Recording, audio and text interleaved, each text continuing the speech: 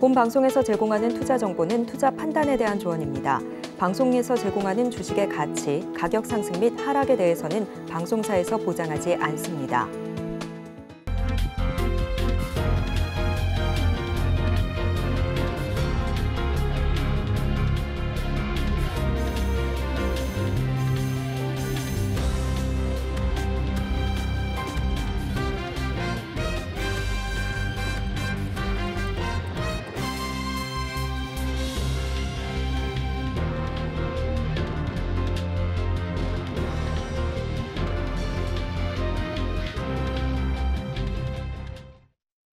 시청자 여러분 안녕하세요. 오늘을 돌아보고 내일을 준비하는 오늘장 내일장 일부 문정은입니다.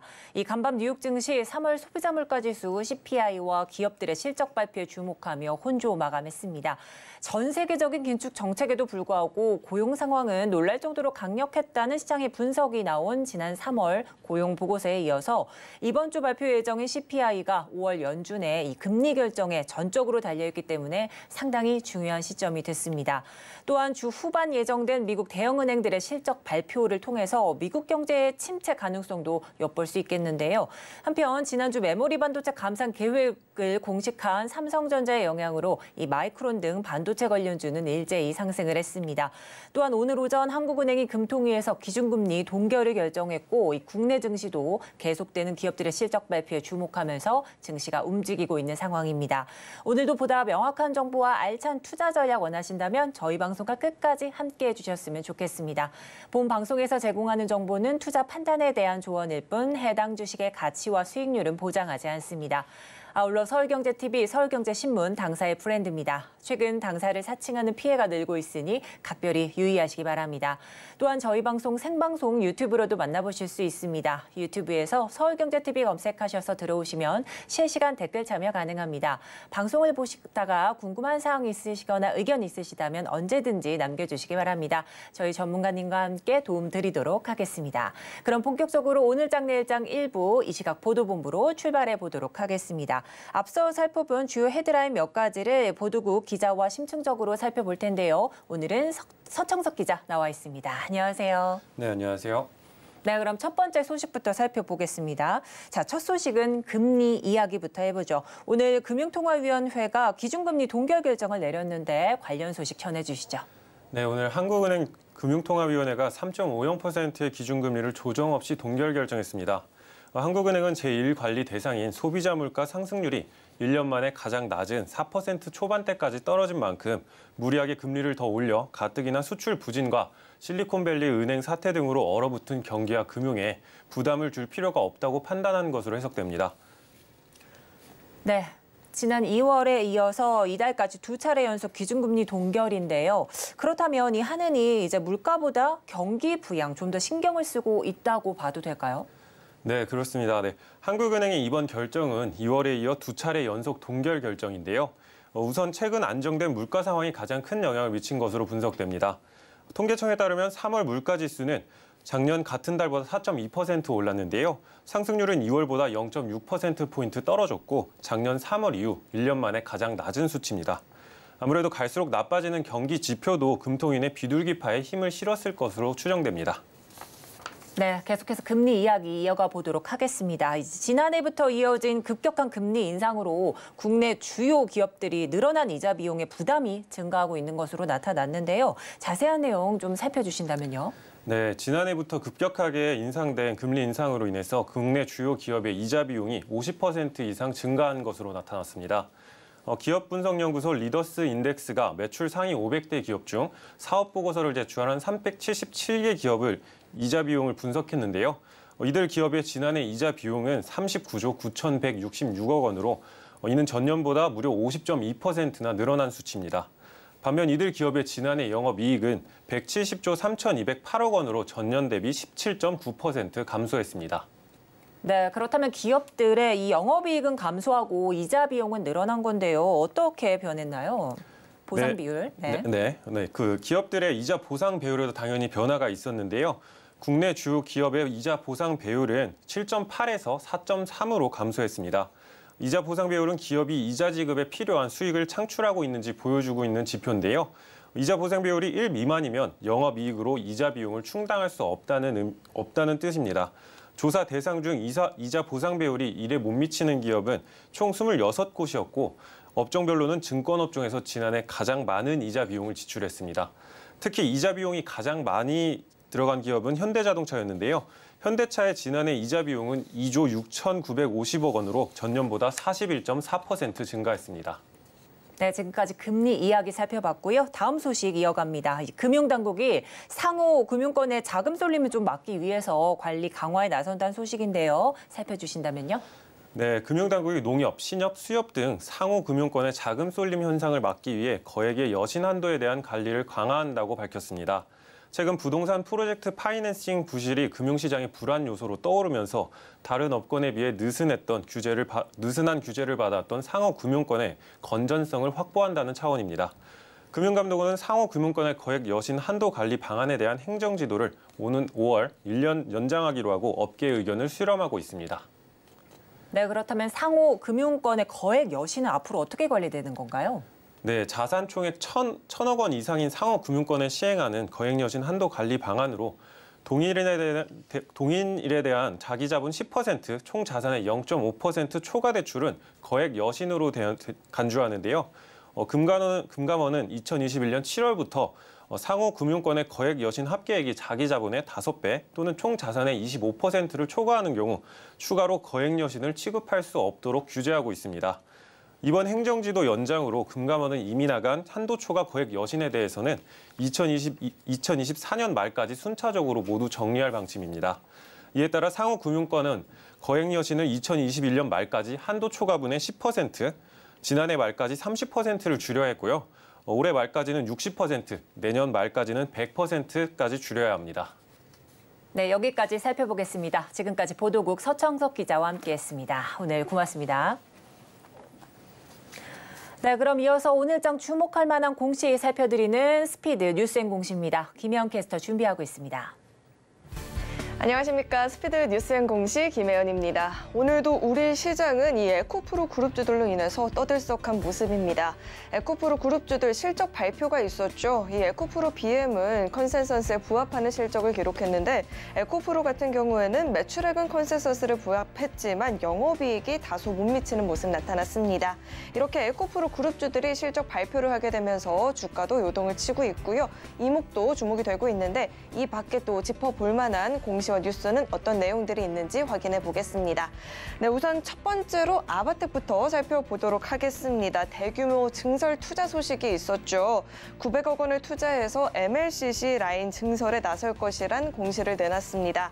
지난해 130억 원의 부지를 확보했고요. 이번에 라인 설치에 들어가는데 투자 규모는 자기 자본의 66%에 해당하는 규모라고 합니다. 내년 10월 31일까지 진행이 되고요. 전장용과 산업용 MLCC 생산 공장 건축과 설비 등을 구축한다라고 합니다. 아바텍의 지난해 매출을 살펴보면 731억 원의 매출을 기록했는데 그 가운데 MLCC 매출액은 사실 36억 원에 불과하죠. 매출 규모 대비해서는 상당한 투자를 단행하고 있다는 평가가 나오고 있습니다. 네, 이어서 네이버도 살펴보시죠. 네, 네이버는 경영진 자사주 매입 소식이 전해지고 있습니다. 책임 경영 차원에서 최수연 최고 경영자와 김난선 최고 재무책임자가 각각 자사주식 1026주, 519주를 매입했다라고 공시를 내놨습니다. 네이버 측에서는 최고 경영자와 최고 재무책임자가 각각 취임 1주년을 맞이해서 회사의 성장과 책임 경영에 대한 의지를 강화하기 위해서 추가 매입을 한 것이라고 덧붙였는데요. 일반적으로 이런 자사주 매입은 주주가치 부양으로 인식이 되기 때문에 네이버의 주가도 오늘 장에서는 강세 흐름을 보이고 있습니다. 네, 이어서 일성건설도 살펴보시죠. 일성건설은 국군재정관리단으로부터 경기도 평택의 한 학교 신축 시설 공사를 수주했다는 공시가 나왔습니다. 수주 금액은 약 700억 원의 규모로 지난해 매출액의 15%에 준하는 수준이라고 하는데요. 공사는 오는 2026년 3월까지 진행이 된다고 합니다. 네, 마지막으로 JLK도 살펴보겠습니다. 네, JLK는 공시를 통해서 김동민 대표이사와 또 임원들의 스톡옵션 71.9만 주 행사를 밝혔습니다. 이번 스톡옵션 행사는 당사의 대표이사 및 임원으로서 지분 취득을 통한 우호 지분 확보를 통해서 책임 경영을 강화하는 차원에서 이루어졌다라고 하는데요. 이번 스톡옵션으로 인해서 김동민 대표의 지분은 1.93% 늘어나게 되고요. 취득 단가는 2,500원이라고 합니다. 네, 이렇게 오늘 시장의 핵심 공시와 뉴스들 살펴봤습니다. 지금까지 스피드 뉴스앤 공시 김혜연이었습니다.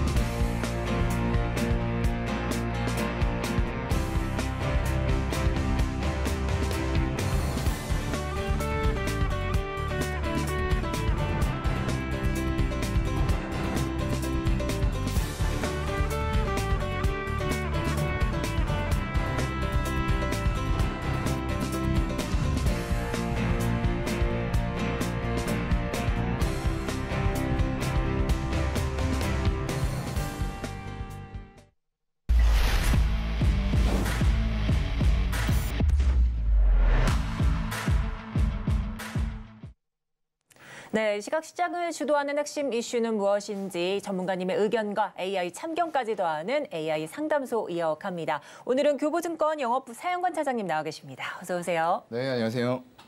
네, 그럼 우선 차장님께서 살펴주실 핵심 이슈 첫 번째 화면으로 만나보도록 하겠습니다.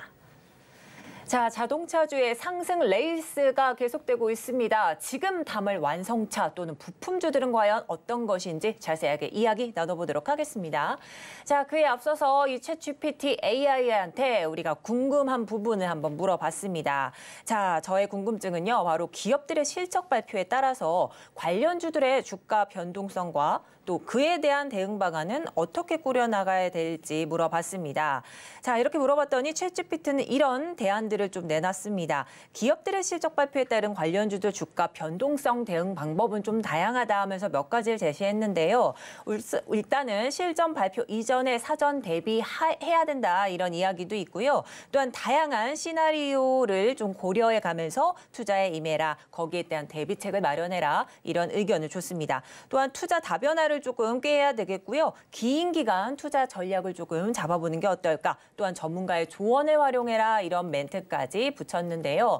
자, 그렇다면 오늘 차장님께도 도움을 조금 요청을 해봐야 될 것 같습니다. 이 AI 답변 관련해서 좀 어떤 의견들이 있으실까요? 제가 AI GPT에 대해서 좀 조사를 해보니까 한 1조 개 정도를 가지고 단어들을 맞는 단어들을 뒤에 나열을 한다고 그래요. 그래서 사람이 정말로 10조 개 이상을 가지고 하는 것에는 아직은 못 미친다라고 하는데 어쨌건 문맥은 조금 매끄럽게 가고 있는 것 같고요. 뭐 좀 좋은 의견인 것 같아요. 일단은 지금 자동차가 오늘 전반적으로 상승을 하고 있는 가운데에서 좀 투자 포트폴리오 분산이라던가 여러 가지 얘기를 했는데 때로는 좀 집중도 필요하다라는 말씀도 같이 드리겠습니다. 네, 포트폴리오 분산과 또는 집중도 필요하다 이렇게 조금 다각도로 말씀해 주셨는데요. 자, 그렇다면 오늘 말씀해 주신 것처럼 오늘 시장 자동차주와 자동차 부품주들이 정말 들썩이고 있습니다. 자, 오늘 보면 이제 자동차 대표주도 5%대 좀 넘는 상승률 나타내고 있고요. 자동차 부품주도 3%대 견조한 흐름 이렇게 나타내고 있습니다. 자, 이 중에서는 뭐 현대차와 기아 호실적이 조금 전망되는 상황 속에서 나오면서 현대차도 현재 2%대 상승률 나타내고 있고 기아도 4.81% 이렇게 움직이고 있는 모습인데요. 그렇다면 현재 이 오늘장 자동차와 자동차 부품점 흐름을 좀 살펴주신다면요. 네, 지금 현대차하고 기아는 말씀을 해주셨어요. 네네. 네, 현대차보다는 기아가 상승폭이 더 큰 모습이네요. 5%까지 지금 상승하는 고가 흐름이 나오고 그렇죠. 있는 상태고요. 네. 그 밑으로는 이제 현대위아라던가 한올시스템 같은 조금 큰 자동차 부품주들이 있을 거예요.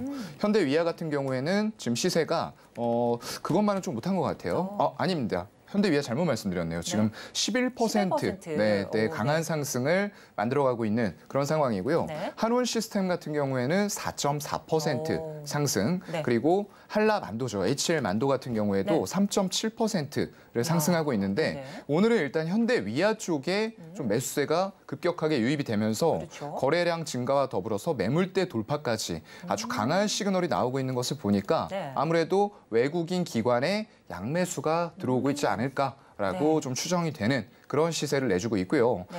일단은 미국 정부 쪽에서 2032년까지 자국에 판매되는 차 중에서 2대, 3대 중에 2대는 전기차로 대체할 방침을 밝혔어요. 그렇다 보니까 네. 전반적으로 경기 침체도 크지 않을 것 같다. 네. 우리도 이번에 금리를 동결을 시켰어요. 그렇죠. 그런 상황에서 미국도 한 번 정도 올릴 텐데 이 이후에는 이제 더 이상 경기 침체가 급격하고 좀 극심하게 오지는 않을 것 같다라고 하면서 수요 둔화에 대한 우려들도 상당히 좀 반감이 된 것이 자동차주 전반을 좀 시세를 끌어내는 그런 요인이 되지 않았나라고 보고 있습니다. 네. 자, 그렇다면 현재 현대차와 기아도 역대급 실적이 조금 기대되고 있는 상황인데요. 이 전반적으로 주요 자동차 기업들 1분기 영업이익 추정치를 조금 보자면요.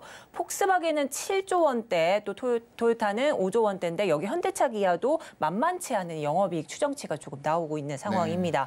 그야말로 역대급 실적이 조금 기대되고 있는데 이 글로벌 완성차 기업의 실적 이 성장세를 좀 뛰어넘으면서 1분기 상장사 영업이익 1위가 좀 유력한 상황인데 차장님께서 현대차와 기아의 실적 어떻게 조금 예상하고 계실까요? 네, 아무래도 반도체 업황과 시황이 좋지 않다 보니까 가장 대표적인 이제 맏형들이죠. 맏형들의 실적이 꺾이는 시기가 되다 보니까 이제 뒤쪽에 있는 쪽에서 올라와 주는데 그게 자동차가 되고 있는 거예요.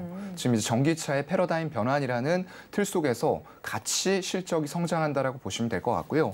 1분기 기준으로 봤을 때는 아까 보여진 대로 현대차가 1분기 매출 37조에 영업이익이 3조입니다. 영업이익률 보게 되면 한 8.3% 예상을 하고 있고요. 연간으로 봤을 때도 매출의 150조 그리고 영업이익은 11조 이상이 나올 것으로 전망을 하고 있어요. 물론 여기에서는 미국 쪽에 전기차를 얼만큼 팔 수 있을 것이냐, 보조금 혜택이 없는 가운데서 얼마나 선방을 할 수 있을 것이냐 이런 것들이 이제 중요할 것 같고요. 그래서 저희 화면 한번 보겠습니다. 아무래도 이제 합계 지금 38만 대가 넘을 것으로 전망이 되고 있는데 그중에서 보게 되면은 맏형보다 지금 아우가 더 잘할 것 같아요.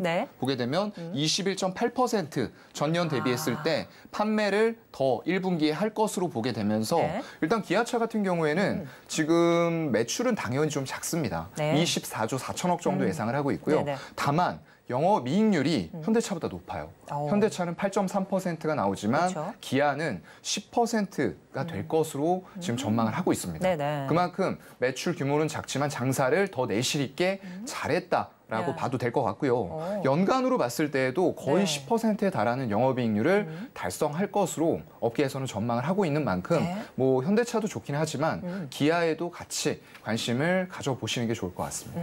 네, 그렇습니다. 이게 현대차와 기아 이 분기 매출과 연 매출 조금 다뤄주시면서 이 전망까지 조금 살펴주셨는데 특히나 이 현대차는 세계 자동차 판매 3위에 이미 올라와 있는 상황입니다. 자, 그렇다면 이 부분에서 이제 전기차 분야에서도 완성차 못지않게 좀 총력을 다하고 있는 상황인데요. 이런 현대차 이 모습이 부품주 주가를 조금 끌어올리고 있는 듯합니다. 오늘 장만 보더라도 앞서 잠깐 살펴주셨던 현대위아, 화신 등은 좀 급등세 연출을 하고 있고요. 현재 현대 모비스 상황도 한번 보자면요. 3%대 정도 현재장 2.81% 이렇게 좀 견조하게 흘러가고 있는 상황인데요. 자, 근데 이 현대 모비스 현대차 그룹에 대한 매출 비중이 비중이 좀 높은 이 기업이기도 합니다. 네. 하지만 다른 이 종목들에 비해서 왜 상대적으로 오늘장 좀 약하게 흘러가는지 좀 의문점 좀 갖고 계실 분들 많으실 텐데요. 맞습니다. 일단 시총 규모를 좀 살펴보면요. 아까 말씀드린 현대위아 11%대 상승인데 시가총액이 1조 7천억 정도가 됩니다. 그런데 현대모비스 같은 경우에는 지금 시가총액이 굉장히 커요. 21조에 달할 만큼 크기 때문에 일단 오늘은 현대위아 쪽으로 수급이 더 붙어 있다라고 보시면 될 것 같고요. 그렇다고 해서 현대모비스를 기관과 외국인들이 안 사느냐? 그건 아니에요. 사고 있지만 시총이 무거운 부분들 이런 것들 감안을 좀 하셔야 될 것 같고요. 거기다가 우리가 봐야 될 것은 지금 현대모비스에 대한 실적 전망 보면 역시나 좋게 내놓고 있어요. 2012년 이후에 주당 순이익이 최대치가 나올 것이다라고 전망들을 하고 있으면서 지금 밸류적인 측면에서도 그렇고요. 실적에 있어서도 지금은 저평가 상태다라고 판단들을 많이 하고 있는 것 같아요. 거기다가 지금 중국 쪽이 손익분기점을 달성할 수도 있겠다. 라는 기대감들도 같이 나오고 있어요. 그런데 지금 문제가 되는 것은 아까 말씀해 주셨던 것처럼 현대차 그룹 쪽으로의 매출 비중이 높다? 이건 다시 말하면 우리가 지금 현재 전체 자동차 판매로 봤을 때는 세계에서 3번째다라고 아까 말씀을 해주셨어요. 그런데 지금의 이 주가와 더불어서 주가에 대한 기대감이란 건 즉 PER이에요. 주가 수익 비율을 몇 배를 줄 수 있느냐라는 딴에 있어서는 기존의 내연기관차를 잘 파는 것도 물론 캐시카우 역할을 해주겠지만 일단은 친환경차인 패러다임이 바뀌고 있는 전기차를 어떻게 팔 것이냐 이거에 대한 부분이 결국에는 주가 수익 배율로 들어가게 돼 있거든요. 그런데 우리는 지금 아시다시피 리스라던가 이런 부분을 제외하면 현대차 그룹은 조지아 공장이 완공되기 전까지는 보조금 혜택을 다른 완성차 업체와 동일하게 받을 수가 없는 상황이라는 거죠. 그런 부분 때문에 너무 현대차 그룹 쪽에 매출 비중이 높은 곳들은 일단 그런 디스카운트를 받고 있는 게 아닌가라는 부분도 같이 생각을 해볼 수 있을 것 같아요. 네, 좋습니다. 자, 이제 현대 자동차 대표주들은 앞서 좀 주가를 조금 살펴주셨는데 이 자동차 부품주들 가운데 한 주 라이트 메탈은 이미 상한가 조금 근접해서 터치한 모습인데요. 오늘 뭐 이런 뭐 기아와 현대차 관련한 이슈 말고도 다른 이슈가 조금 맞물려 있는 듯합니다. 네. 아무래도 실적 부분들도 있을 것 같고요. 아까 말씀드린 현대차 쪽에서 투자를 하겠다. 이건 좀 엠박으로 나왔던 것 같은데 지금은 다 퍼진 것 같더라고요. 그래서 좀 편하게 말씀을 드리면은 한 25조 원가량을 투자를 하겠다라고 그런 부분들이 아무래도 자동차 부품주까지 전부 다 시세를 견인하는 이런 부분들이 나타난 것 같고요. 지금은 메이드 인 USA 또 이런 것들도 중요해지고 있거든요. 그동안 부품주들이 굉장히 어려운 시기를 거쳐왔는데 결국에는 재무구조가 튼튼한 곳들은 미래에 대한 산업 부분들을 다 이미 준비를 해놨다는 거죠. 그러면서 친환경차라던가 이런 곳들로 준비를 해오던 업체들 그리고 미국의 공장을 보유해서 메이드 인 USA를 바로바로 실현시킬 수 있는 기업들의 주가가 올라간다라고 생각하시면 될 것 같습니다. 네, 오늘 자동차주뿐만 아니라 자동차 부품주의 움직임도 심상치 않은 상황 속에서 이렇게 해서 전반적으로 이 현대차, 기아의 좀 호실적 전망에 대해서 조금 살펴봤습니다. 자, 그렇다면 이 다음 이슈도 한번 화면으로 만나보도록 하겠습니다. 네, 마지막 블루오션이라고 좀 꼽히고 있는 우주 항공 섹터가 있습니다. 주가가 고공행진을 할지 여부에 좀 귀추가 달려있는 상황인데요. 함께 살펴보도록 하겠습니다. 자, 이 앞서서요. 차장님과 이야기 나누기 앞서서 이 챗 GPT한테 한번 물어봤습니다. 자, 글로벌 우주항공산업에서 우리나라가 선도적인 입지를 다지기 위해서는 좀 어떤 노력들을 해야 할지 이 AI한테 질문을 해봤습니다. 자, 이제 전반적으로 좀 다양한 의견들이 있다. 여러 가지 노력을 좀 해야 한다. 이렇게 좀 덧붙이면서 첫 번째로 R&D 강화 좀 강조를 했습니다. 여기에 또 인력 양성 및 인재를 유치해야 된다. 네, 이런 이야기도 있고요. 또한 기업 지원과 육성이 필요하고 또 국제적인 협력이 강화돼야 하며 또 중요한 게 있습니다. 바로 규제와 법률에 따른 좀 개선점을 좀 잡아야 된다 이런 말을 했는데요. 차장님 어떻게 보셨을까요? 네, 정석적인 답변이 나왔고요. 여기서는 굳이 제가 뭐 사독을 안 달아도 될 것 같아요. 잘 답변해 준 것 같습니다. 그렇습니다. 자, 이렇게 해서 챗GPT AI 조금은 좀 완벽에 가까운 좀 대답을 했다 이런 말씀 조금 해주신 것 같은데 자 이제 우주항공 섹터도 한번 살펴보도록 하겠습니다. 자 오늘 소폭의 상승세를 조금 보이고 있는 상황인데 지금 보합권에서 좀 반복되고 있는 모습 나타내주고 있는데 한번 살펴보도록 하겠습니다. 자, 우주항공주들 현재 1%대 좀 견조한 흐름 나타내면서 좋은 흐름 나아가고 있는데 자, 근데 이 우주항공 섹터는 이 누리호 3차 발사를 조금 앞두고 있고 또 스페이스X의 스타쉽이 첫 지구 궤도 비행 예정이라 기대감이 좀 가중되고 있죠. 네. 이런 이벤트들이 앞으로 우주항공주 주가를 좀 끌어올릴 모멘텀으로 좀 작용할까요? 네, 모멘텀으로서는 충분하다라고 생각을 하는데 항상 말씀드리는 시장에 남아있는 유동성들 이게 새로 유입이 되는 게 아니고 들어온 유동성들이 잠깐 다른 섹터들을 왔다 갔다 하면서 돌고 있어요. 네. 그 대표적으로 AI 로봇이라던가 이런 쪽들을 올렸다가 또 다시 옮겨오면서 제약 바이오 거기다가 반도체 소부장까지 너무 많은 섹터들이 있는데 여기에 각각 나눠서 돈을 담을 만큼 유동성들이 많지 않다라는 거죠. 그렇다 보니까 2차 전지 잘 가던 것들 훅 꺾이면은 이런 것들이 제약 바이오 투심을 자극하고 또 소부장, 반도체를 자극하고 이런 것들이 반복이 되고 있어요. 그렇다 보니까 오늘은 이런 데다가 자동차와 자동차 부품주까지 득세를 하면서 그쪽이 어떤 유동성을 빨아들이는 블랙홀 역할을 좀 하고 있죠. 그렇다 보니까 이 우주 쪽도 모멘텀은 충분히 아까 말씀해 주신 대로 많이 있습니다. 그런데 오늘 당장 크게 바로바로 움직이지는 못한다라고 생각을 하고요. 일단 한화 에어로스페이스가 그동안 합병이라던가 이런 것들을 바탕으로 해서 굉장히 꾸준하게 올라왔어요. 그런데 오늘은 3.7% 하락하면서 전체 섹터의 하락을 주도를 하고 있는 것 같고요. 다만 대형주가 아닌 조금 중소형 단에 있어서는 시세들이 시장 대비했을 때는 뭐 거의 비슷한 지수 수준 아니면 조금 낮은 수준이긴 하나 나쁘지는 않다 정도로 말씀을 드릴 수 있을 만한 시세를 만들어내고 있는 상황입니다. 네, 그렇습니다. 자, 이 전 세계 우주 산업 시장 또 규모와 전망들을 좀 살펴보면요. 향후 2040년에는 1조 원이 좀 넘을 것으로 조금 예상이 되고 있는 이런 상황 속에서 이 한화 에어로스페이스가 스페이스X의 도전장을 조금 내밀기도 했죠. 이 한화 에어로스페이스는 2032년까지 로켓 발사 가격을 좀 절반까지 낮추겠다는 이런 포부를 조금 밝히면서 이 따라잡겠다는 이런 좀 강한 의지를 좀 보였습니다. 자, 이 마지막 블루오션이라고 칭하는 항공 우주 산업에서 좀 우위에 있는 상황이지 않을까 좀 이런 상황인데 이 한화 에어로스페이스 이 신고가를 오늘 좀 경신하기도 했습니다. 현 시점에서 좀 신규 접근 포인트는 좀 가져가도 될까요? 궁금합니다. 길게 본다라고 했을 때는 접근 가능한 포인트가 눌림목에서는 나올 것 같아요. 근데 너무 이제 꾸준하게 올라온 상황이기 때문에 조금 바로바로 매수한다. 이런 것들은 조금 지양을 하시는 게 좋을 것 같고요. 일단 그렇다고 하더라도 내용적인 측면에서는 제가 지난번에도 한화 에어로스페이스는 말씀을 드렸어요. 일단은 방산 부문이 있고요. 토털 딤패스 솔루션을 해나가는 방산 부문과 도심항공 모빌리티 같은 뉴 모빌리티의 패러다임을 선도하는 항공 부문, 거기다가 우주 쪽이 이제 에어로스페이스 글로벌 리더가 된다라는 포부를 가지고 세 개의 부문을 발전시켜 나가는 그런 기업이 될 것 같고요.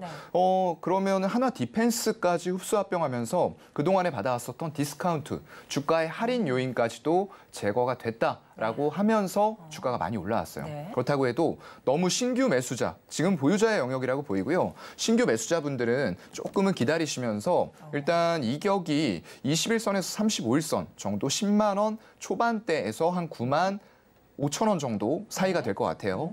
그 정도까지는 조금 조정을 기다려보시는 게 어떨까라는 말씀도 같이 드리겠습니다. 네, 현재 한화 에어로스페이스는 보유자의 영역이고 신규 접근은 조금은 유의하시라는 말씀해 주셨습니다.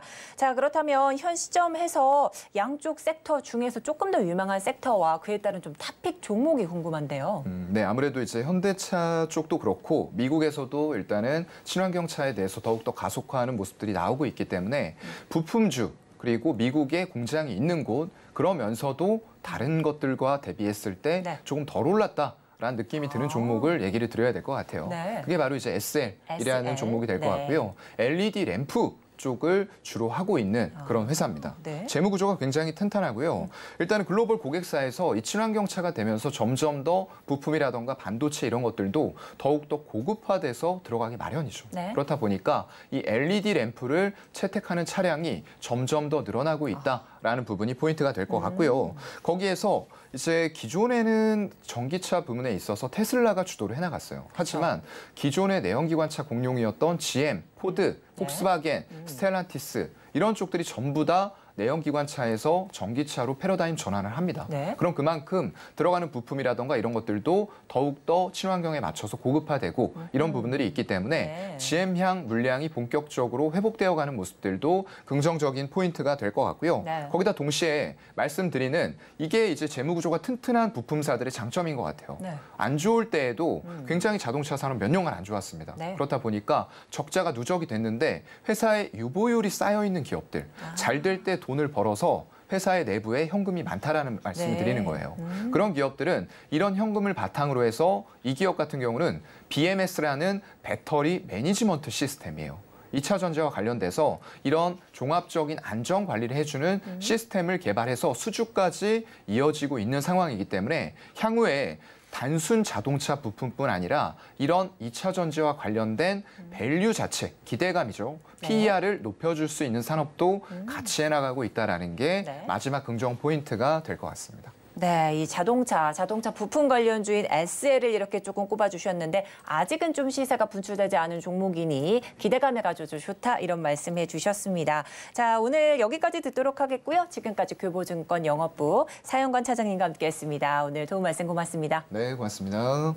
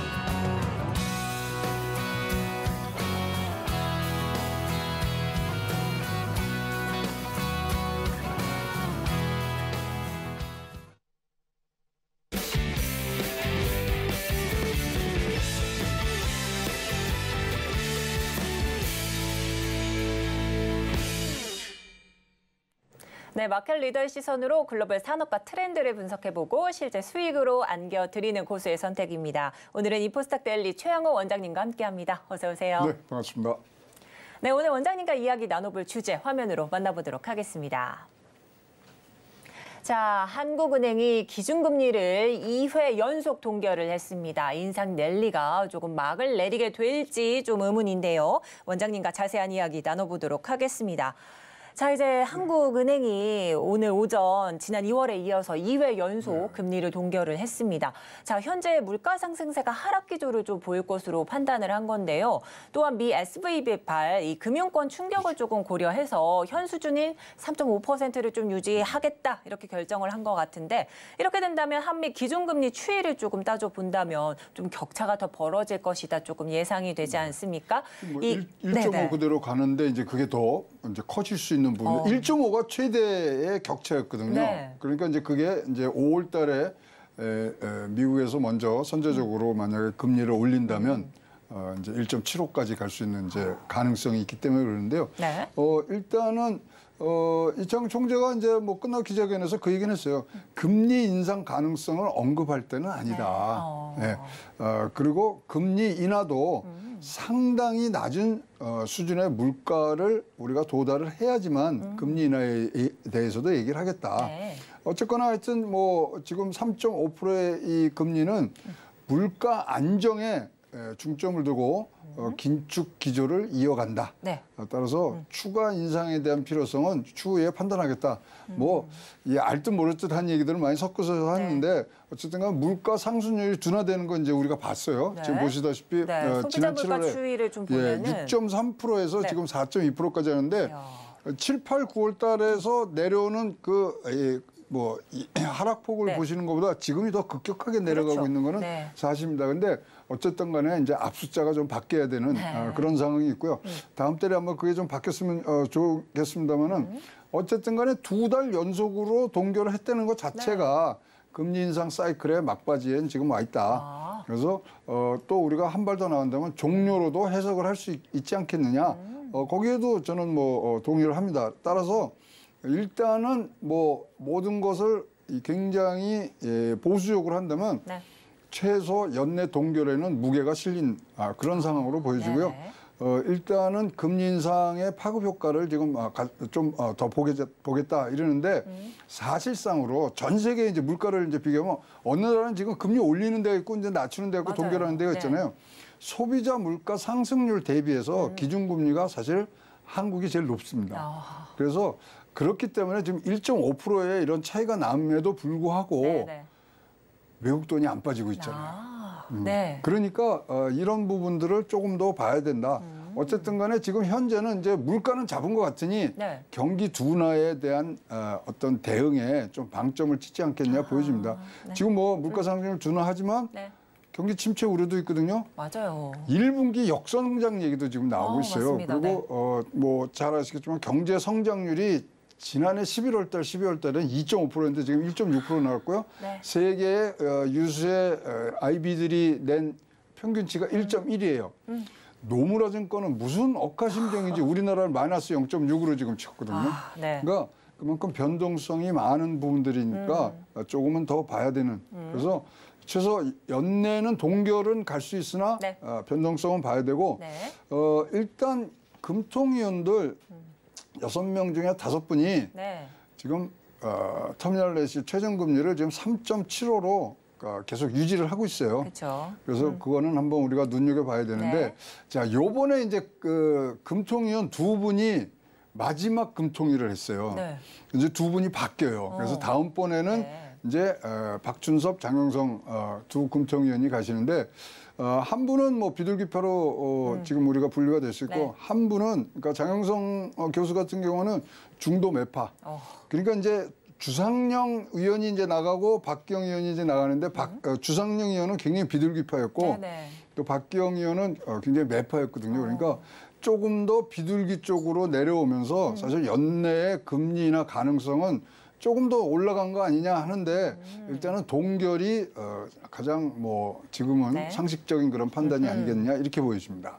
네, 그렇습니다. 자, 현재 또 2회 연속으로 좀 동결을 조금 했기 때문에 사실상 금리 인상 사이클 막바지에 와 있다. 이렇게 조금 점쳐주셨습니다.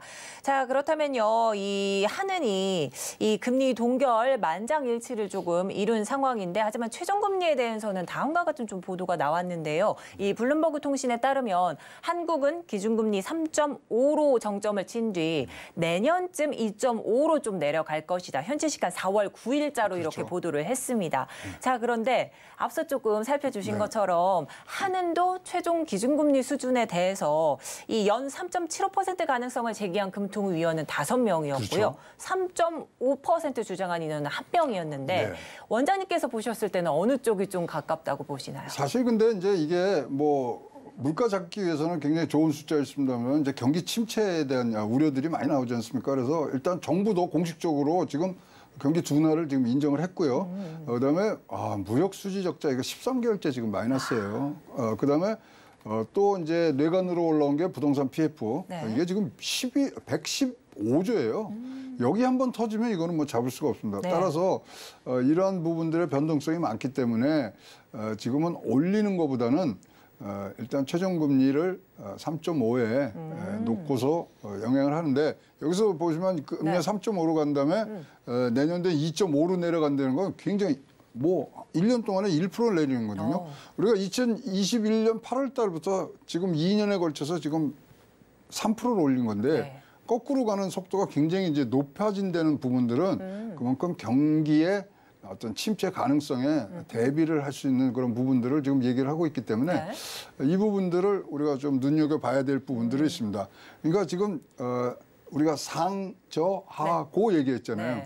지금은 이제 상저, 하저로 나오고 있기 때문에 이 부분들에 대한 특단의 이제 조치라든가 어떤 변동성이 이제 지나가는 그런 부분들을 우리가 지켜봐야 되는데요. 네. 블룸버그가 얘기한 뭐 1% 정도 기준금리 내려가는 거는 충분히 가능성은 있다고 보여집니다. 네.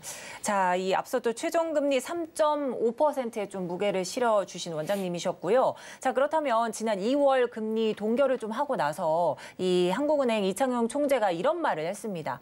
안개가 가득해 어느 방향으로 갈지 모르겠다면 차를 세우고 안개가 사라질 때까지 기다려야 한다.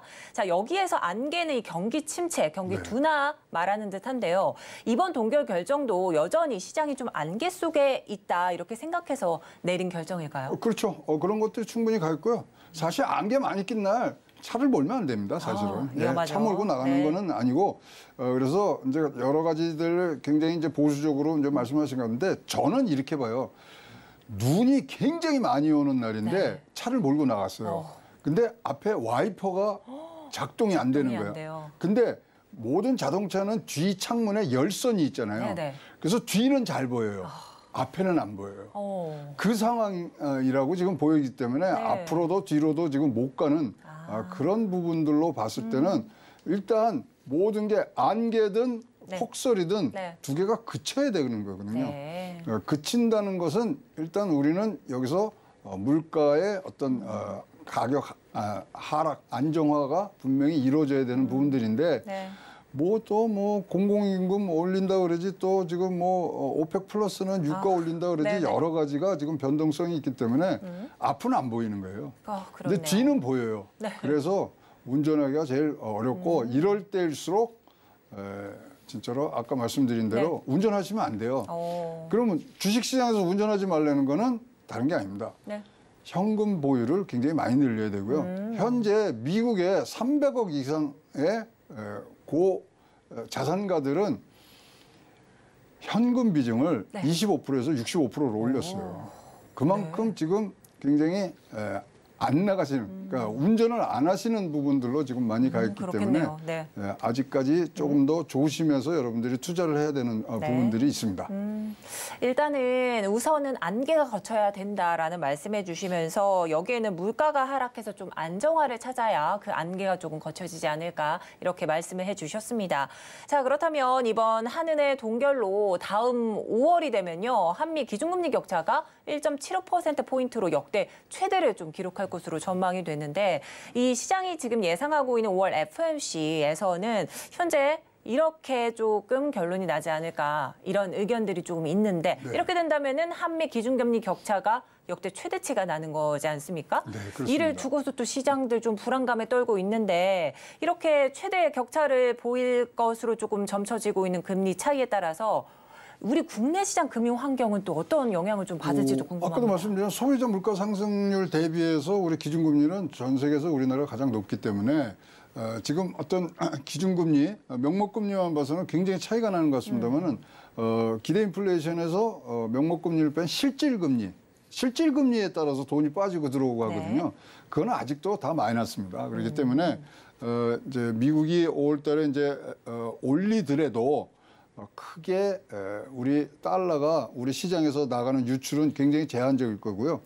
일단은 지금 어떤 금리 동결기로 이제 전환이 되고 있잖아요. 그러면 그거는 뭐냐면 정책 초점은 물가에서 금융 불안 또는 경기 침체로 지금 넘어가는 부분들이거든요.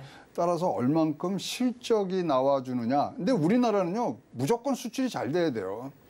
그래서 이제 시작이 되는 그런 항상 뭐 첫 발짝을 띄웠기 때문에 가야 되고요. 이제 사실상 이제 차분하게 이창용 사단이 앉아갖고 2021년 8월부터 올리기 시작한 금리를 그럼 꺾을 때는 어떻게 되느냐에 대해서 즉 파급 효과에 대해서 차분하게 이제 검토를 해야 되는 부분들이 있습니다. 아직도 굉장히 많은 부분들이 지금 우당탕탕이 있는 부분들이고요. 5월달 미국의 뭐 기준금리 인상에 가장 영향을 줄 것은 내일 모레 나올 미국 CPI입니다. 4월달에는 없어요. 더 안 나오고 마지막으로 3월달 걸 보고 들어가는 거거든요. 그러니까 5월 초에 이것이 결정적으로는 영향이 미친 것이 이 CPI이기 때문에 이제 금주에 나올 이 CPI에 대해서 여러분들 잘 반응을 하셔야 되는 그런 또 변동성이 또 하나를 더 짊어지게 돼 있습니다. 네, 그렇습니다. 자, 현재 이 CPI 결과에 따라서 이 다음 달 FOMC 회의에서 연준의 금리 인상 결정이 조금 관건으로 그렇죠. 작용할 것 같은데 이렇게 된다면 또 시장 좀 우려감이 아직 가시지를 않은 듯한 것 같습니다. 자, 그런데요, 우리 시장으로만 봤다면 조금 전거래 웃음꽃을 조금 피웠습니다. 코스피가 2,500선을 조금 도달을 했는데 이 한미 금리 인상도 이제 막바지다 이렇게 조금 말씀해 주시면서 이런 상황 속에서 또 어떤 투자를 좀 투자 전략을 세워 나가야 될까요? 1분기에요. 우리가 세계 1위를 한 게 우리 코스닥이 세계 58개국 주요 지수 중에 1등을 했어요. 근데 잘 보시면요. 완전히 개인이 주도한 장이거든요. 그렇다면은 개인이 주장하는 데는 항상 밸류에이션에서 오버슈팅이 있다고 보셔야 되기 때문에 이 부분들을 좀 감안을 해서 가셔야 되고요. 이렇게 변동이 많은 부분, 물론 코스닥은 항상 금리 인상 말기에 굉장히 좋았습니다. 근데 이럴 때는 모든 외부적인 경제 지수가 어디에 영향을 미치냐면 대형주에 영향을 미칩니다. 네. 요번에 이제 1분기에 올라온 거 보면 다 이 소형주, 중소형주가 지금 지금 나오고 있습니다만은 네. 에코프로 BNB 저런 데는 지금 1분기에만 해도 300% 이상 올라온 거 아니에요. 네네. 그러니까 지금은 중소형주로 여러분들이 조금 전환을 하셔야 대형주가 받아내고 있는 매크로적인 환경 변화에 여러분들이 조금 더 자유스러울 수 있기 때문에 지금은 특히 네. 이런 중소형주로 가고요. 거기다가 지금 기관과 외국인들이 지금 팔고 사고 하는 부분들을 오롯이 다 받아주고 있는 게 우리 개인 투자자분들인데 그렇죠. 개인 투자자들이 1번부터 10번까지 가면 삼성전자를 빼면 9개가 다 중소형주입니다. 그래서 네. 일단은 흐름을 지금 개미들이 만들고 있기 때문에 거기에 한번 여러분들도 같이 네. 새로운 포트폴리오로 갖고 가시는 게 좋을 거고요. 네. 변동기에는요, 하여튼 네. 대형주보다는 중소형주가 여러분들에게 조금 더 적합할 수 있는 부분들이 많다고 보여집니다. 네, 그렇습니다. 아무래도 금리 인상 말기에 코스닥이 좀 강세를 펼쳤다 이런 말씀해 주시면서 코스닥 좀 견인을 한 거는 이 개인 투자자들의 힘이었다 이렇게 덧붙여 주셨습니다. 자, 지금은 중소형주에 주목해야 될 시점이다 이렇게 말씀을 해 주셨는데 그렇다면 좀 구체적으로 접근해 볼 만한 종목들은 어떤 게 있을까요? 일단 지금 반도체하고 2차 전지라든가 이런 게 디커플링이 지금 돼 있거든요. 네. 그럼 지금 반도체가 지금 반짝 올라갔습니다만은 올라가기까지는 조금 더 여력이 필요하다면은 계속적으로 지금 2차 전지라든가 2차 이런 부분들 그다음에 특히 지금 이제 치고 올라오는 기세로 봐서는 바이오들이 한번 올라올 부분들이 있기 때문에 그런 부분들을 여러분들이 잘 보셔야 되고요. 최근에 나온 보고서를 보니까 지난 20년 동안을 네. 보면은 사실 제일 많이 오른 것들은 네. 대형주가 아니에요. 그러니까 대형주, 그러니까 삼성전자 많이 올랐다고 20년간 하지만 우리가 고교생 수능 등급 매기잖아요. 3등급밖에 안 됩니다. 네, 그 정도기 때문에 네. 여러분 이제 우리나라가 굉장히 이상한 게 장이 민감해요. 민감하기 때문에 거기다 더 그것을 뛰어넘는 민감성을 가진 게 대형주거든요. 네네. 대형주는 장기 보관을 하라고 그러잖아요. 장기 보관해서 재미본 주식의 평균은 5%밖에 안 되고요. 네. 아시다시피 지금 이 포스코 케미칼 같은 경우는 네.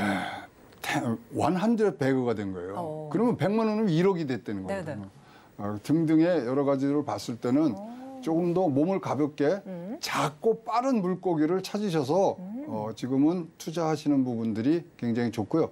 역시 금리 인상 말기에는 네. 종착역으로 갈 때는 역시 전통적으로 코스닥이 더 성과들이 좋았다고 보여집니다. 네, 그렇습니다. 작고 빠른 물고기에 주목하라 말씀해 주시면서 이 중소형주를 이렇게 강조를 해 주셨습니다. 오늘 도움 말씀 여기까지 듣도록 하겠습니다. 지금까지 인포스닥 데일리 최영호 원장님과 함께했습니다. 오늘 고맙습니다. 네, 오늘장 내일장 1부도 마칠 시간이 됐습니다. 본 방송에서 제공하는 정보는 투자 판단에 대한 조언일 뿐 해당 주식의 가치와 수익률은 보장하지 않습니다. 아울러 서울경제TV, 서울경제신문은 당사의 브랜드입니다. 최근 당사를 사칭하는 피해가 늘고 있으니 각별히 유의하시기 바랍니다. 오늘 준비한 소식은 여기까지입니다. 저희는 2부로 돌아오도록 하겠습니다. 함께해 주신 여러분 고맙습니다.